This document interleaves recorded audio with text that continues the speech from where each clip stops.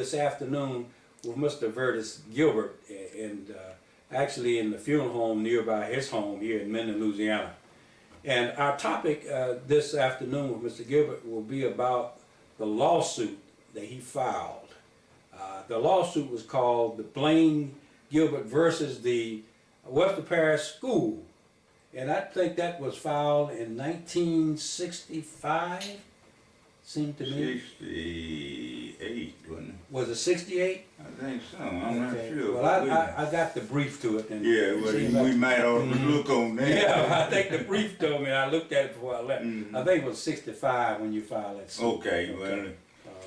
Okay. What I'd like to ask you, Mr. Gilbert, is what motivated you to file a suit against the Webster Parish public school system? During the time we had a civil rights organization here in Minden, and CORE was the primary people in charge here.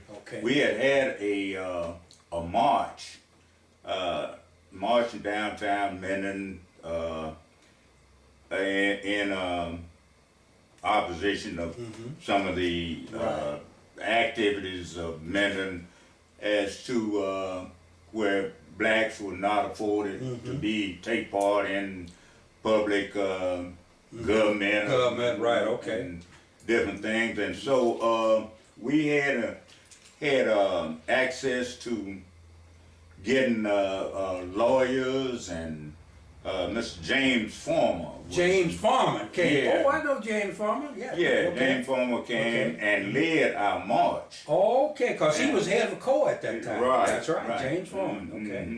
And he led our march, and after the march we had meetings, and some meetings prior to him going back home. And we was informed of that we could file a suit and to desegregate the schools in Webster Parish.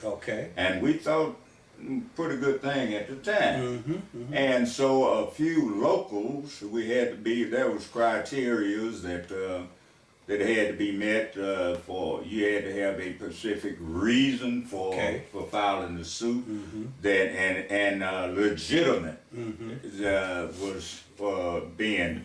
And we had our attorney at the time. CORE was going to sponsor Mr. Jesse Stone. Jesse Stone, who was a lawyer who grew up here. Grew up in Minden, Webster High School graduate. And he lived, his father and his family lived here in Minden. That's right. And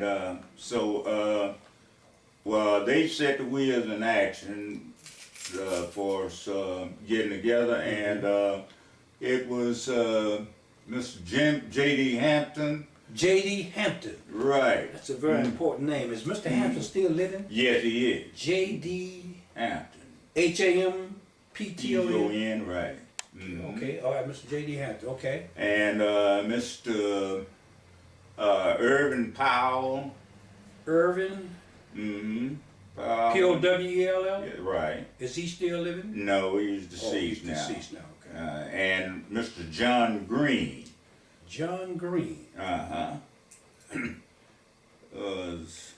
Seems like I know Mr. John Green. Now, Mr. John Green probably related to me.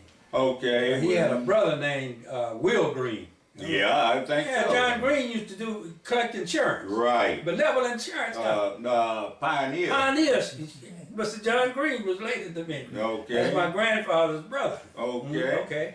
Well, we all got together and as plaintiffs in the suit, and we met after meeting with CORE and sitting down, and in our local organization, we Mr. Stone came over. Okay. And we sit down in a series of meetings and to draw up the lawsuit. It wasn't just a fly-by-night, overnight thing done. We went ahead and Mr. Stone drew up the suit, and along with all our plaintiffs. And I think J.D. Hampton and myself was two main plaintiffs in the case that they were legally and that was an eye opener for the court. Yes. And we went through the procedures, and Mr. Stone drew it up, and later, if not that year, the following year, we went into court. Judge Ben C. Dawkins, the federal judge was there. His first name is Ben? Ben C. Dawkins. Ben C. Dawkins. He was the judge. You're right. Okay. And you'd also find that in that transcript. And the transcript, right. Okay. And we went to court where I lived at that time, and I gave, it's also in the transcript. Yes. That, my child, there were no sidewalks to the school that he was attending at that time. What school was he at? You remember? Jerry Moore. Jerry A. Moore School. And Okay. and that was the as they said, colored school. Yes. Okay. And from where I lived, with equal amount of time spent walking or riding, Yes. less was the white school. Yes. Right next. Well, Close to it was closer to my house. Was afforded walking on concrete.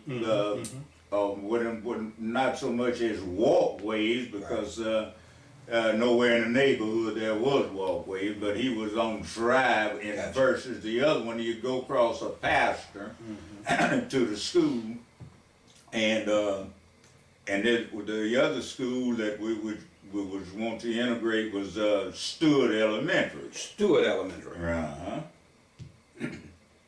Okay. All right. And we went into court, and we all got on the stand. I was, Ms. Stone said Hampton and I was chief witnesses, Yes. Plaintiffs in the case, and we done that. And this day we went to court. We did it with Judge Dawkins and the school versus the West Parish School Board. And I'm trying to think now, who was that? President. I can see the man so clear now, but I can't think of his name. Can't think of his name. Okay. Was president of the school board. I'll get his name out of the brief. Oh, okay. Yeah, but anyway, then we went through the courts, and I went on the stand, and JD went on the stand, and so after it was all over with the court proceeding, then the judge took it under advisement, and he would render a decision at a later date, and which he did do.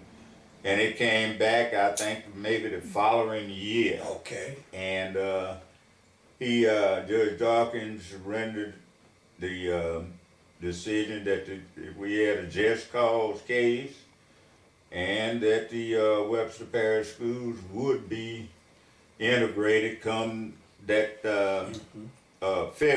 January. January. Okay. Okay. And my child and Mr. Hampton's daughter, she went to the elementary, elementary school, and my son went to Stewart Elementary. Stewart Elementary. Okay. Okay. And that's where it all started. That's where it all started. Now, is your son still live here in Minden? No, he lives in Shreveport. Oh, so he's in Shreveport. So I could probably interview him and get his experience of what he went through. Yeah. What about the young lady? Well, she is out of the state. Okay. Out of the state now. Now it's possible that she'd be making visits in to see her dad. He kind of under the weather. Okay. And his wife died since then, and so it's possible that you could. She'll be coming in. You get hold of JD. can tell you sometime, and maybe you'll be. Excellent. Mhm. Okay, very good. Mhm. Well, tell me, Mr. Gilbert, what experience did the parents go through? Did you get any threats from anyone Well, as a result of your? not my family, no, and none of the plaintiffs in the case. Now the Allens, they joined. They had I would like to think high school students. Oh, they had high school students, Mm-hmm. so they were part of the plaintiff. Well, it was open to everybody. Everybody, okay. Anybody that filed that wanted to go to school, they were given X amount of days to because this was starting the second semester, I get you. and so the Allens, they was met with opposition and threats and I like to say one visible incident. They I think they shot in their house or something. Someone shot in the house. Yeah, and the Allens had their own job. Mr. Allen was a contractor. He was a contractor. Yeah, Okay. and that he met the Kansas City Southern Railroad, and he was a freight hauler, Okay. and delivered to the local stores and industries in this town. Anything that came by rail, he would get it off the rail car and deliver it to them, and do it by means of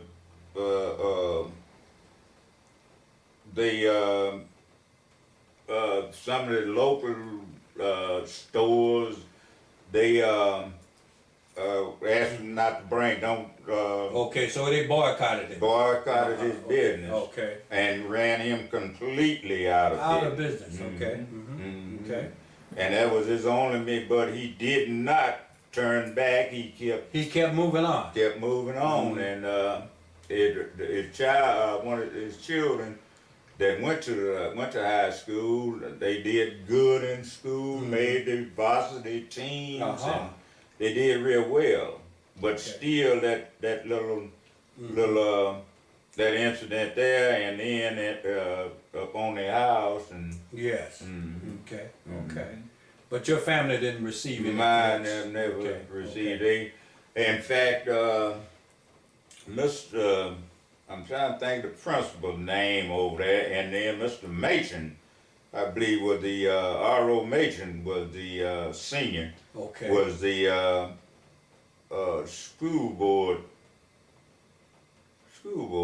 superintendent. Superintendent, Mr. Machen. Yeah, I think so. I think I saw his name on the. and he would check with me daily, weekly, and if Blaine was over there, he was very rambunctious. Yeah. He would get up playing. It didn't matter with him. He was playing and going on. He was a young fella.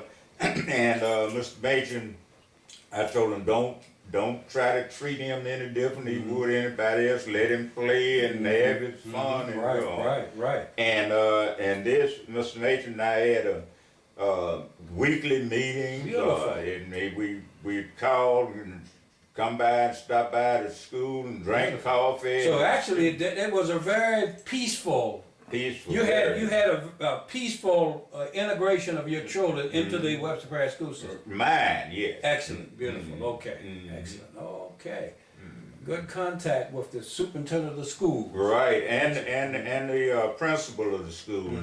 If he had anything that he thought would go wrong, he wanted me aware of how it went down, and we kept maintained a good relation. Beautiful. And we worked together to see that, and I think for all practical purposes, I think JD had a real good experience. Yeah. But he can tell you more about it. Well, apparently you had good leadership. You see, one of the things I read about integration in the South is that where there was good leadership, where the leadership on top supported it, you had no trouble.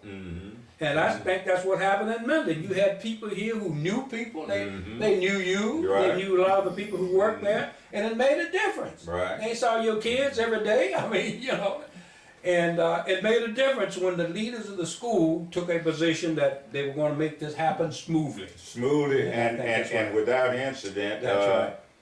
If they thought the kid was gonna get hurt on the swing, Yes. they would call me and tell me what he Beautiful, doing. beautiful. And did I think he should? Yeah, let him play. Let him play like the other kids, right? Very good.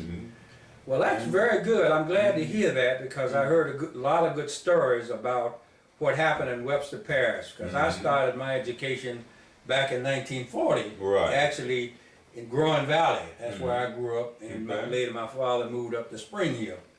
But during those times, you know, there were no schools. The only Right. school in the parish was Webster. Yeah. When you finished 8th grade, if you didn't have anybody living in Mender that you knew, you had to drop out of school. Right. That's the way it was. So actually, Webster Parish was the only high school for black kids in the parish. Okay. Later on in 1948, they built a school at Spring Hill. Okay. Brown High Brown School. High. That's right. And I've talked to a teacher last week, as a matter of fact, Mrs. Jackson up there in Cotton Valley. Valley, yeah. She told me that they went through a very smooth transition. So I think in Webster Parish, the support from the upper administration made a difference in terms of the character of the integration here in the school system, which is commendable in a city of this size in the South. Well, mine, I can truthfully say with Yes.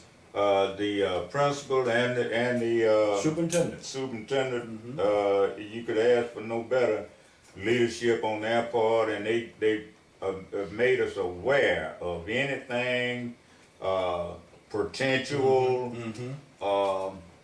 however it was going down. If they knew it, I knew it. Beautiful. They kept you informed. There was good communication back and forth between the parent and the school. Right. Which makes for a good school system. When the parents and the officials of the schools work together, you got a good school system. That's very important. Yeah. Well, I thank you so much. All right, thank Gilbert, you. thank you so much for your excellent presentation of what happened here. Thank you. And we're going to put this, with your permission, we're going to put your interview in the museum so that people come by, want to hear what happened from the perspective of a black parent. It's on film. Right. Okay. We appreciate it very much. All right. Okay. Thank you. Thank you. And we want you to come by the museum when it gets set up. If you got any pictures and things that you'd like to contribute to the museum, of any other history that you want to share with us, we'd like to have it. Okay. Well, this is one of the historic. Well, I want to ask you a question about this funeral home. Okay. Tell me about it. You have a history. You know what the history of this funeral home My is? wife's parent. Your wife's parents. Yeah. Jim and Ada Kennan. Jim and Ada Kennan. They are over here on the wall. Could you write the picture over here? At the top. Oh, that's Mr. Kennan, That's Mr. James Kennan.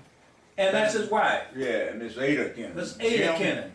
Jim Kennan, and they had a Kennan Brothers funeral home Okay. in the black community here where old Pioneer is. Over Yes, where Pioneer yes, right. That was the original Kennan Location. Brothers funeral home. Yes. Him and his brothers organized the, I don't know what year, but he came here. He strayed away from me. He got his own and brought it here in the 40s. In the 1940s. And Kennan Brothers stayed together until I guess about 1980 when you were talking about John. Yes, John Green. Yeah, John okay. Green. Well, my mother and my grandmother were actually funeralized by this funeral home. Okay. My mother died in 1943, and the McKinnon Funeral Home funeralized her. And my grandmother died in '44, and you were the funeral home that this funeral home funeralized. Okay, well that's what it's a lot of history. There's a lot of history here. Yeah, and the Kennan brothers, I think they came from down in Dublin. Dublin, yeah, that's where they came from. And they came to Kennan, and Will Kennan was the last brother that died, and his wife sold that. Sold the one on up there on East Union. Oh, East Union Street. Yeah, that was and they changed the name of it to Miller Pioneer. Oh, okay. But that particular spot there is where the Kennan brothers started. Kennan brothers started. That's a very. And then they had to black plumbers on down the street from there, Hill Brothers. Well, the Hill Brothers, I heard about that. Tell me a little bit about the Hill Brothers. I can't add too much to that. They got one of the Hill descendants there now. Is that so? Yes, Tom Hill Jr. Sure enough. He lived there on Woodard Street. Okay, okay. He'd be a good man To talk to. uh-huh. His name is Tom Hill? Tom Hill Jr. Okay, very good. That's good information, because I do want to collect some information from the black businesses here in Monroe. Right. Very good. And Well, thank you so much. All We right. appreciate your time, thank you. and we appreciate your effort. All right.